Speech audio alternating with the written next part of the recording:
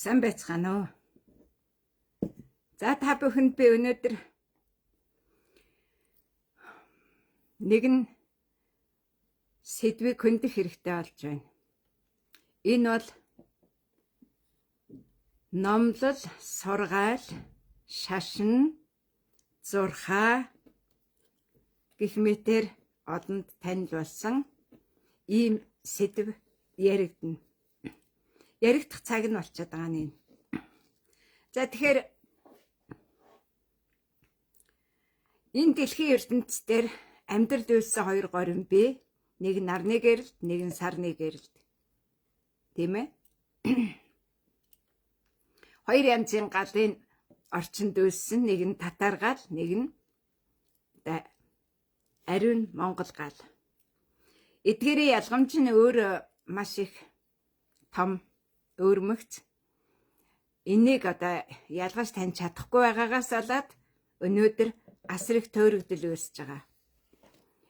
Чухам ямар төөрөгдөл үүсэд байна вэ гэх юм бол нэгдүгээрт он цагийг олох энэ асуудал. Яг ямар он гараад байгаа юм? Ямар цаг тохиогоод байгаа юм? Цаг үеэс одоо хоцрох, цаг үедээ одоо зэрэгцэн алхах гэх мэтэр хүн төрөлхтөн хөгжлийн тухай асар их олон мэдээллүүдийг ярьдаг, тийм ээ? Тэгвэл одоо ямар цаг үе тохиогоод байгаа юм? Хүн төрөлхтний хөгжлийнхаа ямар цаг үед ирчээд байна уу? Бид тэрнтэй яаж нэгдэх ёстой юм? Хизээ нь яаж нэгдэх юм? Гэх мэтэр маш олон асуудал нэгэн зэрэг, нэгэн одоо багц дотор орж яригдах боломжтой болж байгаа нь энэ их болсон 6 зүйлийн 5 дахьих нь адагт. Өөрөөр хэлбэл их болсон 6 зүйл байдаг бол бас хүү ба охин болсон 6 зүйл байдаг. Тэгвэл тэр хүү ба охиныхын 5 дахь дээр нь бид өнөөдөр цаг үе олж таних ёстой. Тэгэхээр наран хаана байрлаж гинү гэдгээр өнөөдөр энэ ярьж байгаа энэ ойлголт бол нарыг тойрон эргэж байгаа дэлхийн эргэс нь өөрөө сүүн замын дагуу нарны гэрэлд хэрхэн өртөж байгаагаас хамаарч байгаа. Өөрөөр хэлбэл нарны гэрэл хаана илүү одоо идэвхтэй мандаж байна уу? Нар хаана байрлаж байна уу гэдгийг энэ 12 сарын аргын тооллоор багтаачихсан. Энийг манайд бол өрний зурхаа гэж үзээд байгаа. Энэ нь өөрөө бол нарны тоолол. Тэгэхээр нар сар хоёрын одоо ялгаа юу юм бэ гэдэг асуудал гарч ирж байгаа. Тэгэхээр нар нь саран гэх юм бол нар мандаад дараа нь сар манджээ гэсэн утгатай. Өөрөөр хэлбэл аргын тооллын дараа нь яг өнөөдөр тэргэл улаан наран саран өдөр тохиож байгаа нь энд хамаарна. Тэгэхээр шөнө тэргэлдэх эсвэл дүүрэх 15-ны сар тэргэлдэх сарны тухай ойлголтыг Эрдэнэ Египтэд фараонууд юу гэж ойлгож ирсэн бэ гэхээр шөнө мандсан нар гэж ойлгож байсан. Шөнө мандсан нар. Тэгэхээр энэ шөнө мандсан нар гэдэг маань яг юу байсан юм бэ гэх юм бол тэр өдөр нь мандсан нар үргэлжлээд тэр тухайн тэр хоногтой дараагийн одоо цаг хугацааг эхлүүлэхдээ нар нь жаргасан хойно эхэлж байгаа үйл явц. Тэгэхээр 1170 онд одоо яг ямар цаг үе тохиосон бэ гэхээр яг нар жаргаж байгаа үед. Нохоо цагийн тохиолыг дүгнсэн энэ үйл явц нь бол нохоо цаг. Нохоо нь бол эхэн, хүү ба охин нь бол нохоон ирнэ, хүү ба охин нь гахаа. Тэгэхээр энэ нохтыг хорих цаг үеийн түүх бол ойрдод хамаардаг байхад ойрдын албан ёсны боол албат төвдөөдөд сөхөрч байгаа энэ оюун санааны төрөмгийлэл, оюун санааны дарангуйлал гэдэг асуудал түнчлэн ертөнцийг үзэх зүй тогтнол энэ ялгаатай байдлыг танин мэдэх. Өөрөөр хэлбэл төвдөө эсвэл сонсон тэнгисийн эрэг дээрх еврей юу гэх мэтээр одоо төвдийн хайлаас өндөрлөг. Энэ бол хайлаас модтой ой байгаад тэгээд тэр хайлаас модтой ой шуудхан хэлэхэд 2000 жилийн өмнө дээшээ өргөгдөж эхэлсэн одоогийн төвдийн өндөрлөгийг үүсгэжээ. Тийм учраас Иесус Христийн асуудлыг ярихдаа Иесус Христийн түүх хувь соёл Гимлан нуруунд үргэлжилсэн гэдэг нь сонсон тэнгисийн еврей нутаг ба төвдийн өндөрлөг хоёр, нэг нь бол сонсон тэнгис, нөгөөх нь одоо сонсон ой байна да, тийм ээ. Энэ хоёр бол Иесус Христийн хоёр код юм. Хоёулаа одоо хухаа модонд хадагдсан. Тэгэхээр энэ хоёр хоёулаа ой байжээ. Ойн байршилд энэ үйл явц өрнөжээ гэж ойлгох юм бол хамгийн сүүлчийн удаагийн ойн мөхөл 495 сая жилийн өмнө эхэлсэн нь Увс аймгийн хар тархтай нөөцний уурхаан байршилд хамаарна. Тэгвэл Увс аймгийн нутагт 3 давхар цагийн күрд байдаг юм. 3 давхар цагийн күрд. Өөрөөр хэлбэл 3 нөөр өмнөд зүг байдаг юм. 3 нөөр өмнөд зүг байдаг юм. Тэгэхээр энэ зүг чигийг яаж гаргах вэ? Цаг үеийг яаж олох вэ? Ямар он ухтаад байгаа юм? Ямар жил ухтаад байгаа юм? Шинэ жилийн мэнд, шинэ оны мэнд гэж хэлэхдээ тэр хизээ яг эхлээд байгаа юм гэдгээ мэдхгүйгээс болоод өнөөдрийн монголчууд эрлиц, хурлиц гэдэг энэ маш дургүй үгнийхээ бодит байдлыг бий болгоцсон. Бодит байдлыг бий болгоцсон. За жишээ нь би нэг жишээ дурдъя л да. За нэг хүн усан суудлын дээр сууж гинэ. Одоо суудлын тухай ойлголт байдаг. Тийм ээ? Тэгвэл тэр нь усан суудлын дээр сууж гинэ. Тэгвэл тэр этгээд өнөөдөр Монголд ямар байдлаар энэ үйл процесс нь явж гэнэ үү гэвэл тэр хүн бүтэн жил өөрийнхөө оршихуйг устгах ажиллагааг шинийн нэгний өглөө гүйцэтгэж байгаа юм. Тэнд яадгүй гэхээр усанд суусан бол тэр муу зүг рүүгээч байна уу, сайн зүг рүүгээч байна уу хийж байгаа зан үйл чинь өөрөө тэр бүгдийнхээ устгал хийж байгаа юм. Өөрөөр хэлбэл усанд суусан бол ус гаргаа цацчдаг. Тэр сайн муу зүг нь хамаа алга. Тэр бол дараагийн асуудал. Зүгийг ярихын тулд эхлээд суудал ярих юм бол чи тэр жил чиний оршихуй усан дээр байсан. Усны мандал дээр байсан. Тэгэх юм бол одоо энэ нь юу гэж судахтай юм бэ гэхээр 8 суудлын тэр усан мандал дээр устай хамаарах тэр оршихуй дээр оршин байх цаг хугацааны тов тогтоогдож байгааг нөгөө усаа гаргаад цацчдаг. Төмрөн дээр суусан бол төмрөө гаргаад шидчихдэг. Модон дээр суусан бол мод хуглаад юм өрдсийг гаргаад цацчдаг. Тийм ээ? Ийм байдлаар нэг үгээр хэлвэл өөрийгөө энэ орчлон ертөнцид оршин байх орон зайг болгочихж байгаа юм. Өөрөөр хэлбэл тэр чиний зогсох газар, гიშгэх, көлчин гიშгэх газар тэр жилийн тэр суудлын нэрээр танигдана. А тэрнийг аваачаад одоо үгүй хийж байгаа. Энэ бол төвд зурхаа. Яагаад ийм байдал үүсвэ гэх юм бол энэ нь монголчууд төвдөд амьдарч байна уу? Төвдөд Монголд амьдарч байна уу гэдгээс хамаарна. Яг одоо та нарын энэ зан үйл чинь төвдөд Монголд амьдарч байгаа. Үед төвд хүн тэр жил тухайн суудалгүй чи энд ямар ч оршихуун гიშгэх газаргүй гэдэг шиг тийм байдалд орж байгаа. Суух газаргүй, гიშгэх газаргүй, оршихуун орон зайгүй болж байгаа. тийм зан үйл. Энийг шууд хэлэх юм бол энэ нь хараалын чанарт. Одоо та нар хараал гэж их яриад байна шүү дээ. Хараал гэдэг үг бол хараач.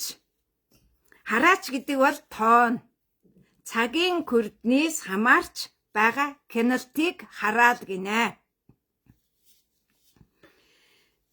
Энэ бол одоо өөрийнх нь үндсэн ойлголт нь. Хараа киналт, байнгын хараа киналттай байх энэ үйл процессээс.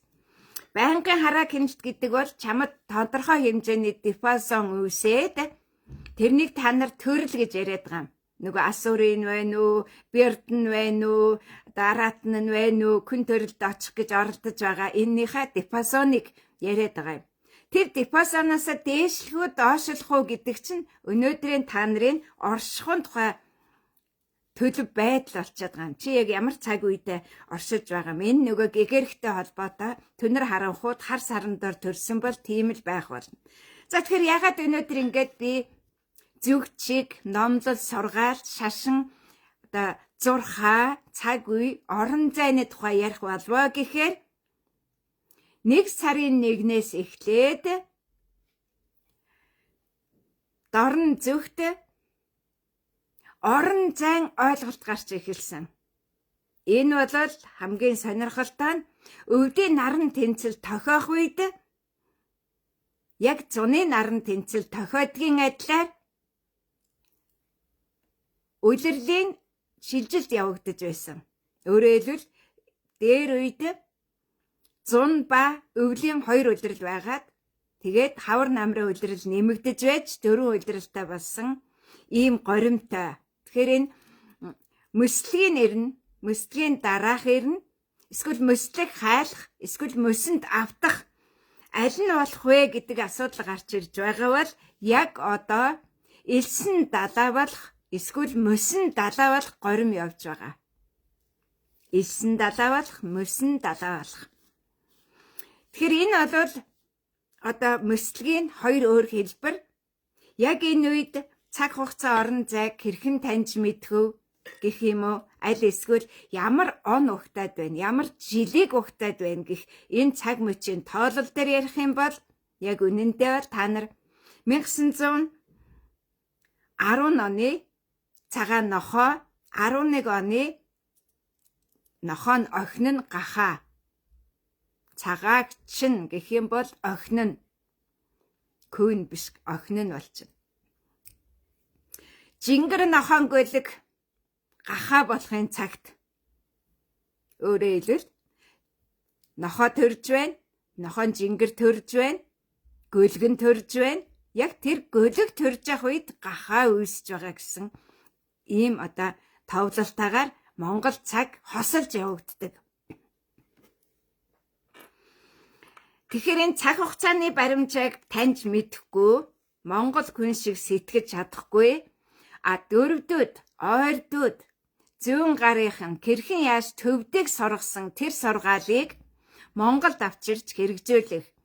Эсвэл төвдүүдийг Монголд ирж амьдрах юм бол та нар ингэж зүгээ гарганаа. Та нар ингэж байр суурьа олноо гэсэн энэ процессыг нь та нар өнөөдөр ямар ч логик сэтгэлгээгүйгээр яг төвдөд хэрэгжилж байгаа юм шиг хэрэглээд байгаа.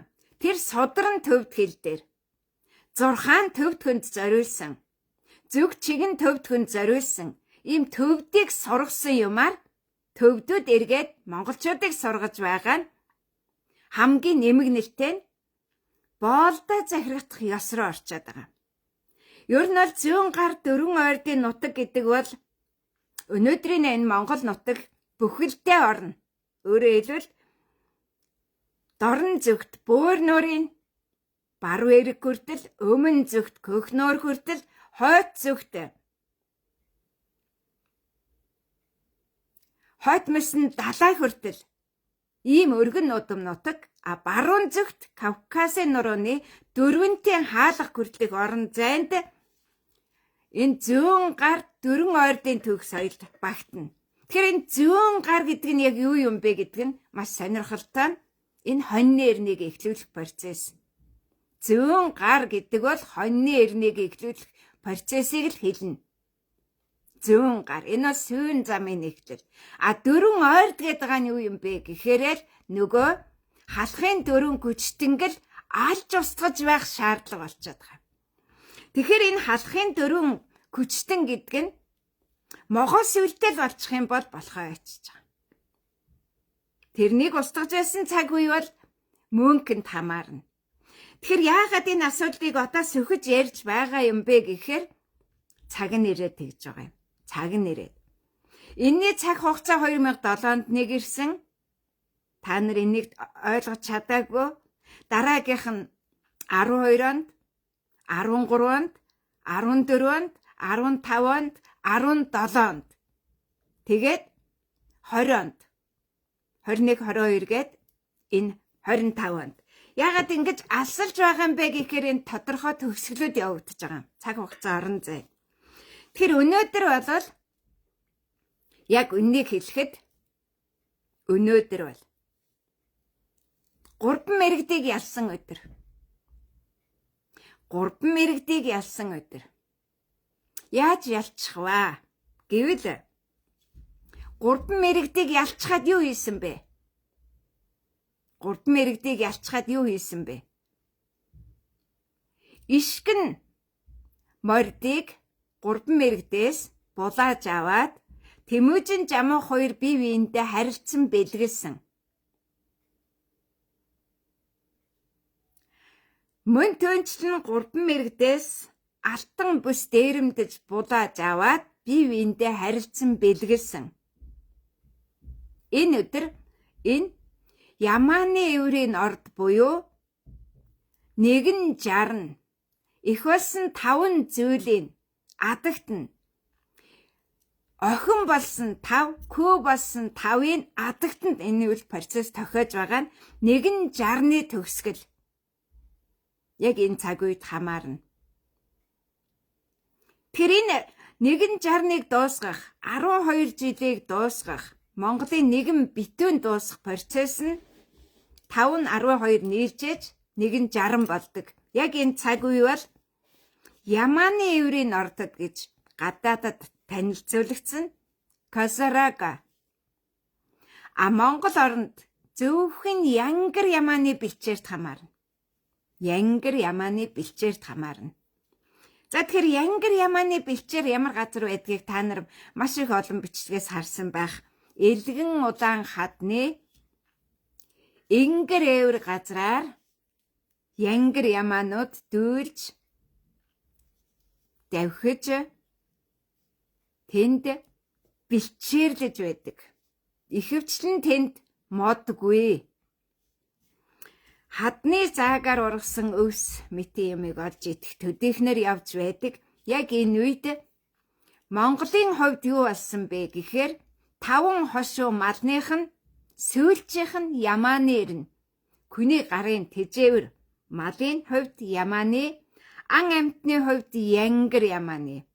Янгар Ямааны алтан эвэр байна. Янгар Ямааны модон дээр алтаар бүрсэн байна. Гэх мэтээр Янгар Ямааны асар олон мөнгөж байна, алтаж байна, алтан бүрмэлж байна. Энэ Янгар Ямаа Ирвэс энтер бол бүгдээрээ Исүкабаатрын нутаг, бүгдээрээ Дуу өвгийн нутаг. Харин бэлдэн күн мал тэжээгээд Ямаа бэлчиж байх нь хожуу дорны нэрэнд хамаарна. Тэгэхээр яг одоо бол 160 буюу Монголын өөрийнх нь үндсэн тооллын төгсгөл тохиож байгаа нь. 5 дахь их болсон, 5 дахь хүү болсон нь. За тэгвэл энэ Тэмүүжин Чингис хааны 5 хүүхдийн адаг тулууд хамаарна. Тэмүүжин Чингис хааныг алугтун бэхи энтергээд октотой байсан гэд балаараад байгаа нөхдүүд бол буруу тайлбардаж байгаа. 3 хүү 1 охин, тэгээд 1 отхон хүүтэй. Ингээд 161 5 хүүтэйгээ хамт захирнаа гэсэн энэ санаанууд шууд гарч ирнэ. Тоо бол ертөнцийг захирах суур онол нь болдог. Тэгэхээр яг одоо 3 мэргэд буюу шашныг дуусгар болох цаг ирсэн. шашныг. Үнэхээр энэ Монгол гэдэг улсад, өнөөдрийн Монгол гэдэг улсад энэ бол хар ба улаан тэргэл өдрийн сарны улс гэж энийг ойлгох хэрэгтэй. Монгол, гол гэдэг нь голоороо мон гэдэг байгаа чинь мон буюу сарны гэсэн утгатай шүү. За тэгэхээр Монголд хэрвээ монгол хүмүүс байдаг бол Монгол төрийг эрхэмлэн гүнэлдэг бол тэгээд Тэмүжин, Жамуух, Тойрол хаан, Жахан хамт дөрвийн нутагт 3 мэрэгдийг устгах ажиллагааг хийж гүйцэтгсэн тэр үйлдэлийг гүнэлдэг бол Монголын улс тавчаанд 3 мэрэгдэд давталсан тэр дайны ажиллагааг таалдагсан бол яг одоо Монголд бүх сүмийнүүдийг хаах ёстой. Бүх сүмийнүүдийг хаах ёстой. За энэ сүмийнүүдийг хаах ажиллагааг хизээ хийх байсан бэ гэх юм бол энэ үйл ажиллагааг аль эрт 1983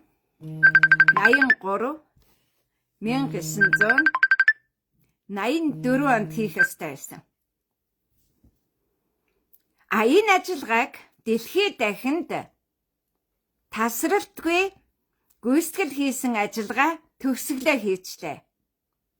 Тэгэхээр 3 мэргэд гэдэг нь яг үнэндээ бол 3 мэргэн эсвэл 3 мэргэд гэдэг нь мэргэлэх гэдэг утгатай ч юм уу, мэдэмхийрх гэдэг утгаар шууд яригдах энэ ойлголт нь өөрөө 3 шашны тухай ойлголт. Тухайн үед ч гэсэн Монголд 3 шашин байсан. Исламын шашин байсан. Та нар бол энийг мэдэхгүй баруун Монголд хотонгууд. Тэгвэл өнөөдрийн исламын шашны хамгийн дээд ирлэр Молдагийн шашин Монголд байгаа. Энэ бол хотонгууд. Хотонгуудыг хожуу Галдан хаан авчирсан боловч энэ шашны бүр Молдагийн үеийнхэн илэрлүүд Монгол оронд байсан. Тэгээд одоо хар уугруудын буддийн шашин тэгээд одоо өнөөдөр нэг Кристийн сүм гэж нэг аимшигын көр шүтдэг Ухаан модонд өлгөөтэй цусгойдсон тарчилсан хүний хөр шитдэг энэ одоо каталогийн шашин тийм ээ. Энэ 3 шашныг энэ 4 хүний нутагт Тэмүжин, Жамуух, Жахан хамт тэгээд Тойрлын нутагт дуусгар болгох ажиллагааг хийсний үр дүнд Тэмүжин Чингис хааны Ахмад хүү зөчиж төрөх боломж олдсон. Өөрөөр хэлбэл Өөлөө нэх ба түүний Ахмад хүү эсвэл Алтан бэргэн ба Алтан бэргэний Ахмад хүү хоёрын төр засгийг булааж авсан 3 мэрэгдээс. Энэ процесс явагдсан. Тэгэхээр Бурт хатан бол энэ мэрэгдүүдийг 3 шашны асуудлыг шийдэх эрхтэй. Бусд нь хинч биш. Өөлөн их ямар ч шашин үйл хамаарна. Тэ. Тэгэхээр өнөөдөр Чингис хааны үйл хэргийг эрхэмлэн гүнэлдэг байсансан бол монголчууд Тангад номын сүмийн үдийг зүгээр чимээгүй хүндэтгэлтэйгээр нөгөө салаа замын ирэхээр саллаа гэдэг шиг цаг нь болоод одоо дуусгар болж байгаамаа гэдэг шиг очоод бүх сүмийн үдийг хаачих байсан. Энийг зүчийн эхийнхээ кевлид байх үед болсон процесс байхгүй юм чинь. Тэр үед энийг хааж эхэлсэн. Өөрөөр хэлбэл зүчийг төрхийн өмнө 1170 онд эхэлсэн үйл процессын төгсгөлийн ажиллагаа явагдах үед 3 мэрэгдийн буюу шашны асуудал төгсгөл хийсэн. Өөрөөр хэлбэл 3 иргэдүүдийн төгсгөл ирж тэд нэр амьд үлдээд тэрнийгээ өөр газар өргөжлөж байж болно. Жишээ нь одоо хар китанчууд ч юм уу зүүн гарын үдээр давшаад алга болсон ч юм уу 3 иргэдийнхэн зүхтэж яваад эцгийнхээ толгоог одоо тайраад ганцгалж аваад цогцыг хаячаа зүхтчихсэн шүү дээ. Тийм биз дээ. Өөрөөр хэлбэл эцэг эхээ оршуулах завгүй дайны хөлдөөт давхиж явахдаа эцэг эхийнхээ нойтон хохимоо толгоог тайраад ганцгалж аваад зүхтчихсэн. Яг тийм толгой бол тойрлын толгой. Тойрлын толгойг нойтон толгойг одоо нойтон одоо цусан шүүрсэн махта одоо цогцсны зүгээр нь тайрцсан толгойг Таян хааны хатан инээтлэн тахиж байсан. Таян хаан очиж хаг дэвсэж байсан.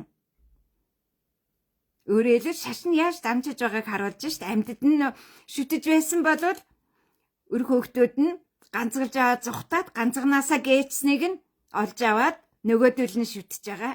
Өөрөөр хэлбэл тэр үйл процесс нь өөрөө цаашдаа амьд байсан хүмүүсийн шүтэн биш, өгцөн хүнийхэн гавлыг нь шүтээд, хохимоо толгойг нь шүтээд, тайрцсан толгойг нь шүтэх процесс явж байгаа нь тэр 3 шашин мөхөж байгаа, сөнөж байгаа процессор орж байгаа. Өөрөөр хэлбэл күүр шүтэх процессор ороод явж байгаа. Тэгэхээр энэ Монголд шашныг зогсоох асуудал бол би дахин хэлье. 1983, 84, 85, 86 онуудад хийгдэх ёстой байсан. Тэгэхээр Их Монгол улс гэдэг энэ нэр нь бол 2 өөр нэртэй. Великая Монголия гэх юм бол агуу Монгол. Ик Монгол гэдгийг монгол бичгээр бичих юм бол та нар одоо Ик Монгол гэд монгол бичгээр бичээрэй. Икэ Монгол болно. Энэ бол Алтан бэргэний Монгол гэсэн үг шүү. Алтан бэргэний Монголыг Икэ Монгол гэдгийг шүү. Икэ Монгол гэдгийг. За энэ бол Манжи магад үнэн түүх номон дээр бол Икэ монголчуудын тухай одоо өөрөөр нурхаач бол Икэ Монголын хатан залсан түүний хүн Амбага. Абрам бол Икэ Монголын Сарай хатан охиныг залсан. Энэ бол бас л Алтан бэргэн сургаал эхэлсэн. Тэр хандаж амцын сургаалыг хинч үл мэднэх мөртлөө та нар тэр хандаж амцын сургаалыг огт аваагүй мөртлөө та нар одоо гомд оржийн сургаал байхгүй, автан сургаал байхгүй, автаа төвдөөс чирчирж яваад алтан мөнгөн бөксөр нь чээж бөксөр нь таслаад чавчаад бөксгөд чээж чирээд ирсэн бидтэй. Автаа навчирсан шашин. Тэгэхээр та нар болвол асуудал энд юу вэ нү гэхээр наад төр чин унаж байгаа төр. Наад төр чин нөгөө Титаник кинон дээр байгаа 3 хугараад далаа ёроол руу живж яваад төр. Энэ живж яваад төртөө зууралдах биш. Ард түмэн гэдэг энэ масс олон нийт олон түмэн бүгдээрээ яах ёстой байсан гэхээр шашныг хаах ёстой байсан. Тэр энэ үйл процессыг хийдэг юм нэг ой санамжийг үлдээсэн байдаг юм. Энэ бол нөгөө зурхаа шүү. Зурхаа. Би олон удаа давтаж энийг жишээ болгож ярьж байгаа нь энэ амьдрах өдөрдмж болгоцсныг ярьж байгаа юм. Би яагаад өнөөдөр эртний Монголын он тооллыг 2 жишээн дээр ярьдгүү гэхээр энэ гэрэгт байдаг, дөрвдөөдд байдаг. Өөр хиндэж байдаггүй. Дөрвдийн нутагт амьдарч байгаа баядад байхгүй, торгуудад байхгүй, Урьянхаад байхгүй, хотонд байдаг. Гэхдээ хотонгийнх болохоор арай өөр хувилбартай. Тэ. Грек Монголын 2 бол оригинал, тэрний шилжсэн хэлбэр нь бол хотон. За тэгэхээр хүн төрөлхтөн бол 6-8 одоо үеийн нэг ийм одоо цикл нарны замыг тойрны эргэхдээ 6 юм уу 8 үеийн бүтэн хийж байсан нь тэр 5-ыгаа дуусгаад 6 нь яаж эхлэх вэ гэдг нь зүчих эцэггүй хоёр нийлээд тэр та нарын хийх гээд байгаа цагаан сарчин бол зөчийн тооллоор явах ёстой байсныг хувлаан тооллоор яваад байгаа юм. За тэгэхээр хотонгууд яаж одоо грекийн юм уу дөрвдүүдийн он тооллыг ашигласан бэ? Яаж тэднэрт үлдээсэн бэ? Амьдрах хэв журмын гэж тогтоох юм бол тэр өдрийг цээрийн өдөр гэдгээр тогтооцсон. За тэгэхээр цээр гэдэг бол одоо халахад бол цээрийг бүр мэдхгүй 100, 200, 300 цээрийг цувуулдаг. Тэгвэл энэ цээр гэж яриад байгаа чинь их хориг гэж хууль байдаг юм. Их Монголын 5 хууль бэ.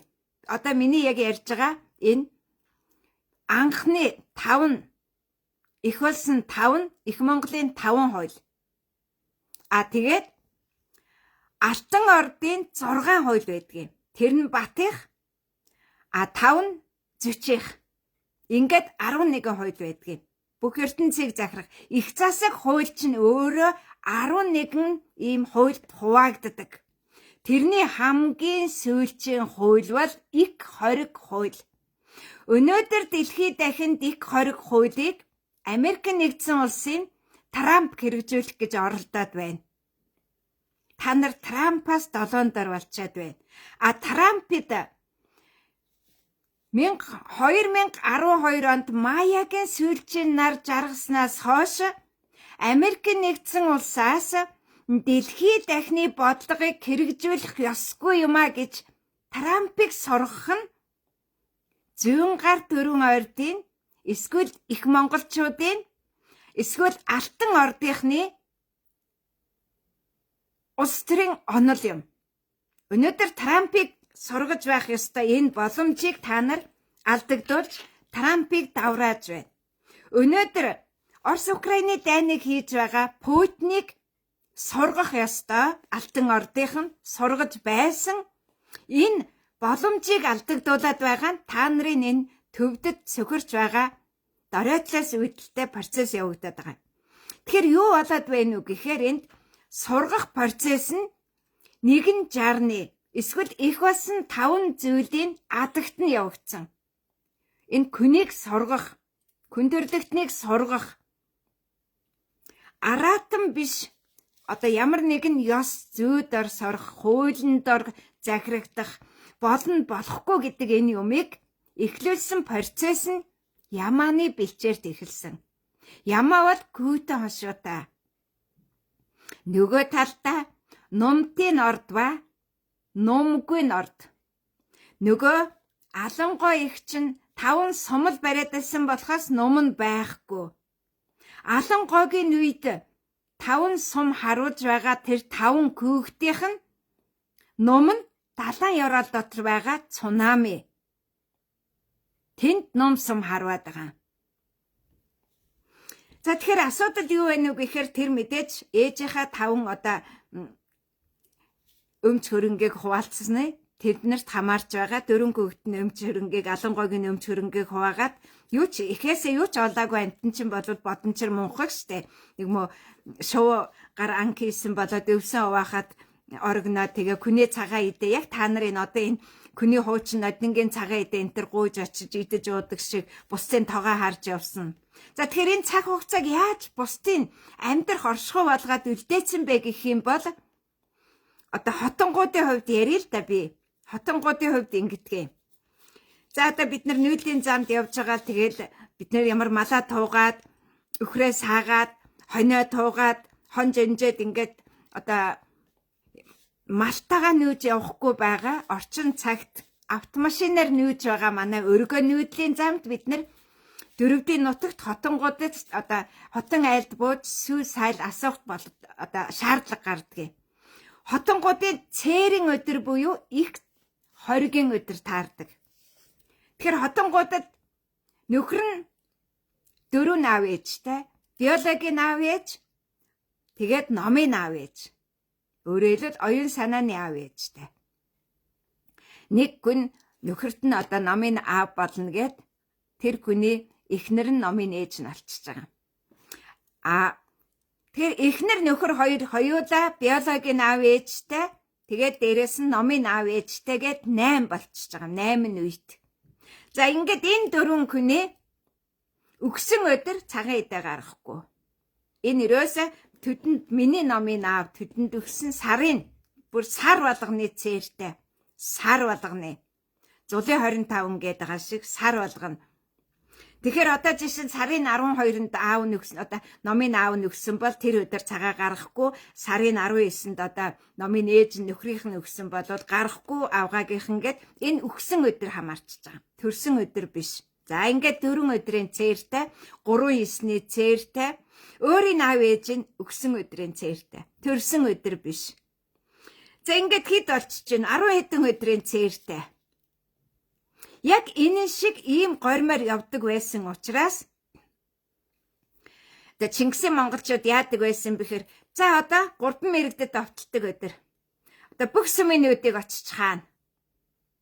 За одоо бүх сүмийн үдийг нээгээд бид нар номлол явуулдаг өдөр гэсэн ийм дэг журамтай байсан.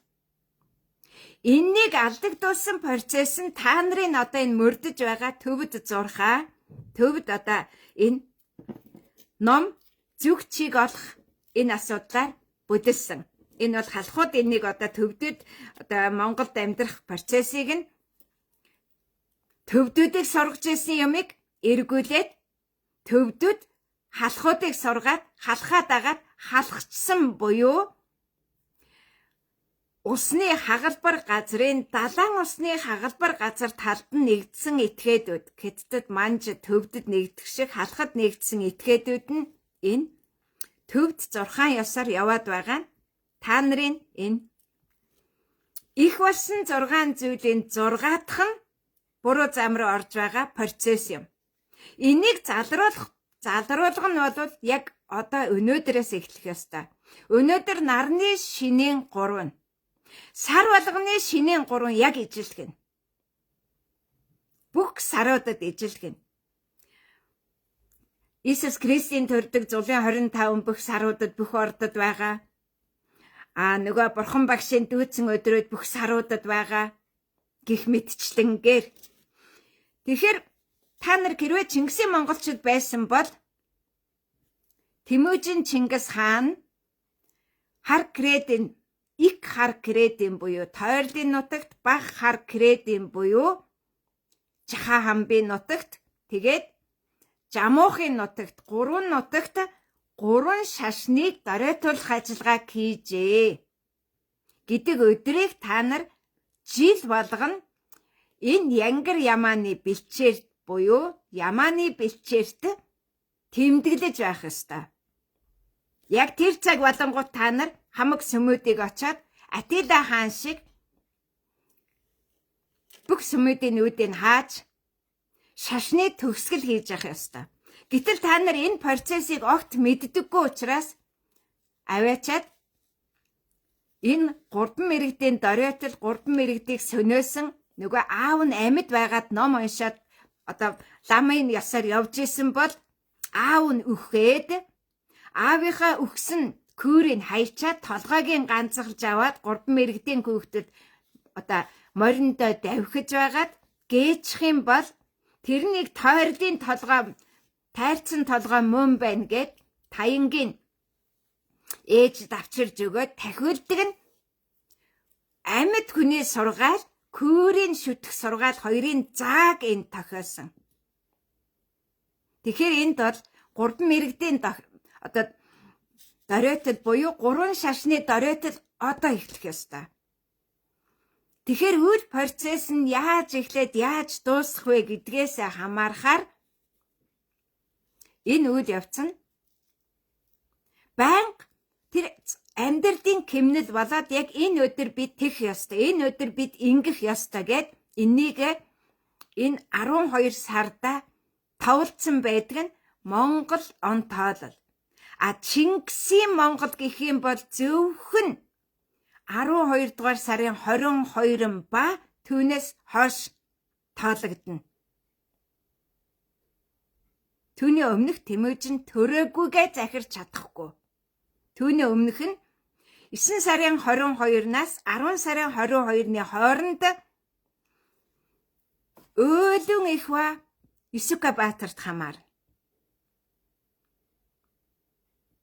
Тэр энэ процессыг та нар мэдхгүйгээсээ болоод шашин гэдэг юмыг тасралтгүй үргэлжилсэн гинжин холбоос тэгтээ тэрнийг бүр күрийн шашин болгож шүтээд яваад байгаа. Тангад шашин болгож шүтээд яваад байгаа. Энэ нь дотор хар уугарын шашин шүтээнийг ялахгүй байгаа. Тангад нь найлийн, хар уугар нь найлийн, аль эсвэл одоо юу гэдгийг Өрийн хаачууд яг ямар сахиус бурхан шүтжсэн, бүр эдэн юг шүтжсэн ч гэдэг юм уу. Энэ зааг залхаа байхгүйгээр өргөжлүүлээд байгаа нь Мунхагийн далаад живх процесс. Тэгэхээр би юу гэж хэлэх гэж байна уу гэхээр яг энэ 2025 оны 26 оны тэргэл улаан саран өдөр цэнгэг усаар сав шим ертөнц дүүрч байх цаг дор зүгээр л 3 мэргэд автоматар сондог. Энэ бол байгальтай соних процесс. Байгальтай сонж байгаа үзэгдэл нь Монгол оронд асар их одоо усны айс авын хомсдол явагдаж, элсэн далай үүсч асар их олон гол горих булаг шанд ширгээд байгаа нь яг энэ үйл процесстэй холбоотой. Яг тэр энэ Монгол орн өөрөө далайн усанд автах биш. Далайн усанд автахгүйгээр хуурайших процесс явагддаг. Энэ процесс нь явагдаад байгаа. Яг тэгэхээр нөгөө шинэ бомбын эрн эхлэж болоогүй байгаа учраас. Тэгэхээр бомбын эрн гэдэг бол 2 сард л эхэлдэг, өөр цаг үед эхэлдэггүй юм шиг ойлгоод байгаа. Сар болгон бомбын эрн эхэлнэ. Тэгтээ одоо 1-р бомбын эрн, 2-р бомбын эрн, 3-р бомбын эрн гэж ярьж болно. Ухаандаа. Өнөөдөр бол алтан бэргний битүүн болж байгаа. Энэ яаж байгаа юм гэхээр нэг зөвхт нар мандаж ихсэн бол, сар мандаж ихсэн бол тэр сарны гэрэл 16 зөвхт мандаад битүүрж байгаа энэ битүүн гэсэн үг. Энэ бол нэг төгсгөлийн ажиллагаа явагдаж байгаа. Энэ битүүнд нь нэгдэг бол маргаашийн шинийн нэгэнд нэгдэж чадахгүй. Тэгэхээр бомбын эрн яаж эхэлдэг юм бэ гэвэл бомбын эрн гүйний бэлчээрт эхэлнэ. Тэрнийг цагаан гол гин. Гүйн цагаан гол гин. Айраг цагаан гол гин. Айраг нуур гин. Тэндээс бомбын эрн эхэлнэ. Тэр бомбын эрн эхлээд дараа нь цаашаа юун дээр үргэлжилдэг юм бэ гэхээр хоньны бэлчээрт үргэлжилнэ. Хоньны бэлчээрт үргэлжилнэ.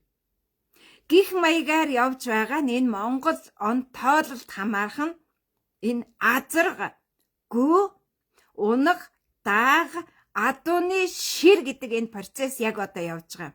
Яг одоо бол адууны ширийн орно. Үгсэн адууны ширийн орионд Монголд бол тайшир эсвэл ханта ширийн нуруу хамаарна. Эсвэл Англид 36 ширийн орон байна.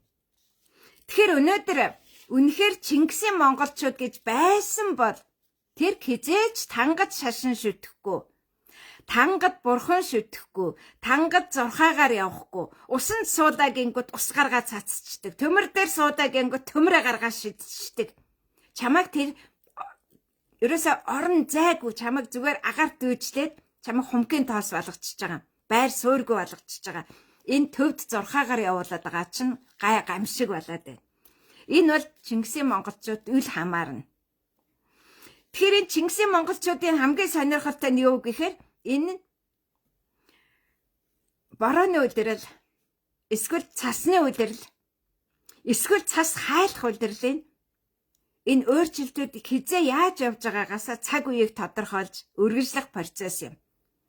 Тэр яг одоо бол дэлхийд дахинд энэ 3 мэрэгдийн 3 шашныг устгах ажиллагааг Монголд эхэлнэ. Хар Кредийн нутагт, Тойрлын нутагт, Жахан хамбын нутаг буюу Сорхогтой хатны нутагт, тэгээд Жамуухын нутагт буюу Бодончир Мунхагийн 22 овогт үр хойчсын нутагт 3 шашны мөхөл сөөрл явагдаж бүх лам нар нь үхэж байна гэсэн үг. Тэгээд үхсэн ламынхаа толгойг тайраад тэгээд үхэж байгаа газараас сухтаад зарим нь гээгээ, зарим нь олоод тэгээд нөгөө ламын ном биш, күрийн шашны биш, күрийн ном руу орж байгаа процесс нь үргэлжилж байгаа юм. Тэгэхээр энэ яг энэ цаг үед өнөөдрөөс эхлээд Монгол оронд ухамсартайгаар Чингисийн монголчууд бүх сүмийнүүдийг хаах ёстой. Энэ үйл процессыг жамуухыг өгөхөд, энэ үйл процессыг тойрлыг муужирч өгөхөд, энэ үйл процессыг нэлх сэнгүмийг өгөхөд, эсвэл энэ үйл процессыг хар кредүүдийг тулууд захирч эхлэх үед эхлэх ёстой байсан. Энэ нь та нар огт захирагдаагүй учраас мэдэхгүй байгаад байгаа. Та нар огт энийг захирагдаагүй учраас яаж 3 мэргэд өгөх юм? Яаж дуусгах юм? Тэр хүн лам нь амьд хүн ном уншиж номоор сургаж байсан бол үхээд күр болоод түүнийг шүтгсэд түүнийг күрэг шүтээ явж байгаа нь өгсөн амьдын зааг руу орж байгаа нь шашны доройтол юм. Тэгэхээр Монгол он тоодлоор бол Алтан бэргний он тоолол Монголын тоолол сүүн замын дагуу сүүн замын эрен эхлэхээс өмнө 1 ба 12 60-нд нийт 13 хоног 13 60 13 өдөр 13 шөнө нэг битүүний багц болдог байсан. 14-т нь шинэ нэгэн. Тэгэхээр 14-р Оромын пап, 14-р Далай лам бол шинэ нэгэнд төгсгөл болоод шинэ нэгэнд ариун их сургах ёстой болохоос биш тэр муу хоёр лам хэнийгт сургах эрх байхгүй. Тэд нэр арай нэг күр болчаад күзүүгийн тайраад гүгээгүүд байгаа болохоос биш 14 бол боломжгүй. Нод нь 13 дугаар Оромын пап лам Монголд ирээд гэгэн модон загалмаа босгосон. Гэгэн модон загалмаа босгосон байхад би энэ чинь яах юм бэ? Та нар эннийхээ учрыг ол гэжээч тэрэгэл улаан өдөр нас барсан.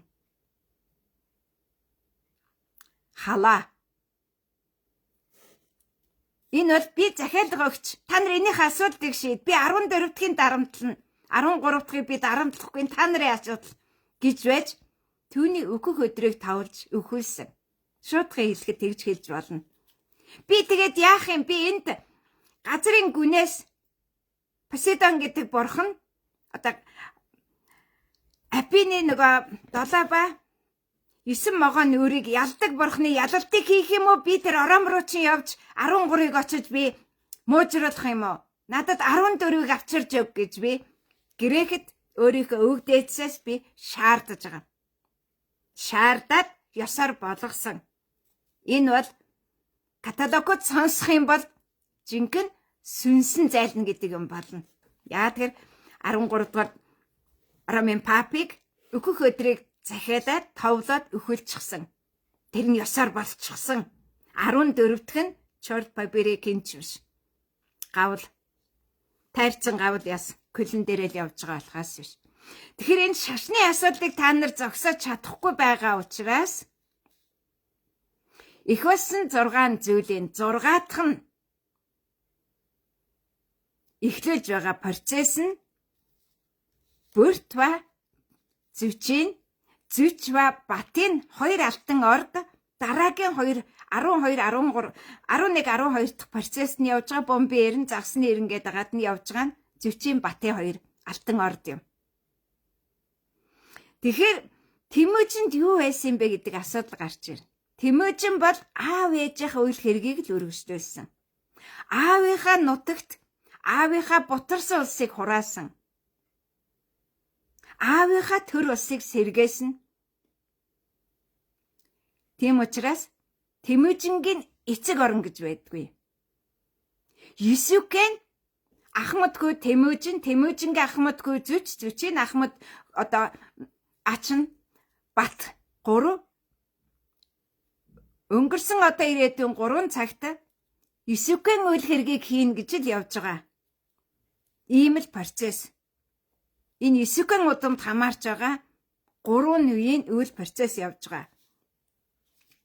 Тэгэхээр та нар одоо өнөө шөнө тэнгэрт мандаж байгаа тэрэгэл улаан сар хараад газарт ингээд нэг мө угаарцсан нэг амар муухай угаартай энэ хот дотор та нар яаж сүйтгэнэ тэр үйл процесс та нарт ямар ч бүрдэл байхгүй.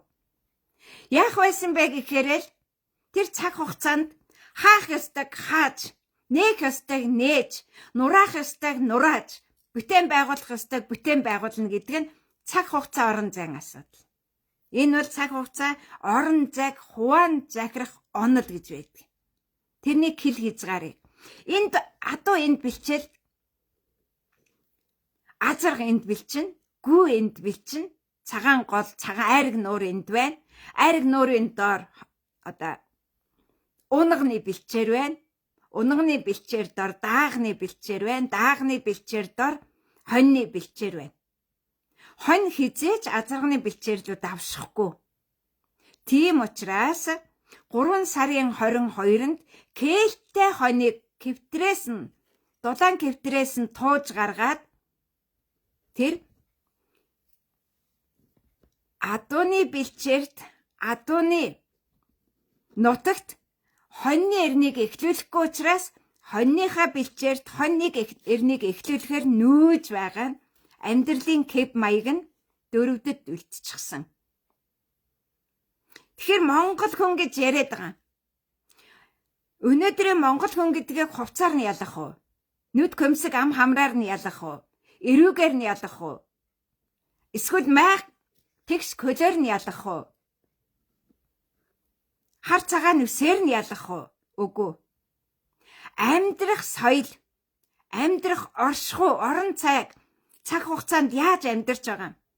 Шууд тэр гахааны бэлчээрлээ ороод гахаатай хамт сэргэн мандуулах гэж жаргаж байгаа нарны гэрэлд 1911 онд Ямааны бэлчээрт 8 жил оршин тогтноод 1919 онд тэр 2 дугаар төвд эзэн богд хааны чинь төр нь унтсан штэ. Тэр шоронд ороод гарч ирээд дахиад тэр хүн тэр төр улсаа 11 оных шиг сэргээж чадаагүй. Буураад унаад унсаар байгаа. Тэгээд тэр уналт нь 24 онд үхлээр нь дууссан. 11-ээс 24 оны хооронд 12-аас 13 жилийн бүтүүнээ хийхдээ 8 жилийн амьд үлдсэнийг нь гамингийн шоронгийн дараах айдастай тэгээд бууралттай уналттай үргэлжилсэн процесс.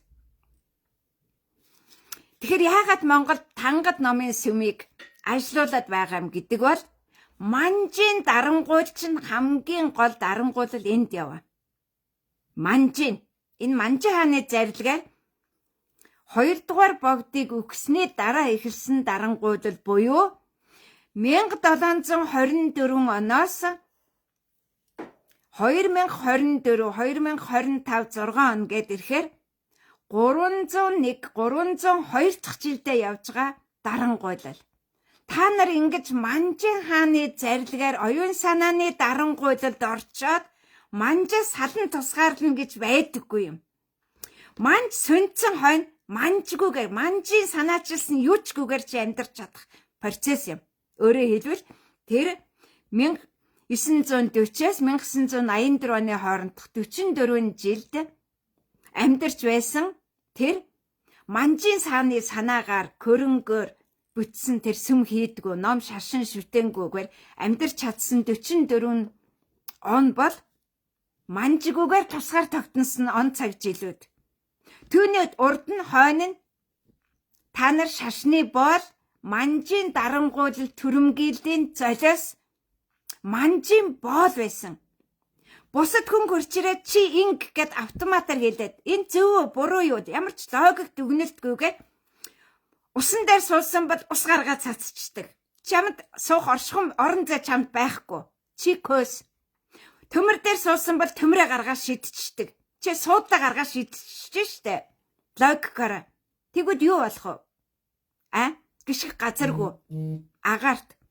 Яг энэ шиг энэ чинь боолчлол гэдэг юм. Энэ чинь дарангуйлал гэдэг юм. Эцэстээ та нар Гидтийн хар сарын битүүнд нь битүүн гэдэг нь гидтийн эхлээд явсан.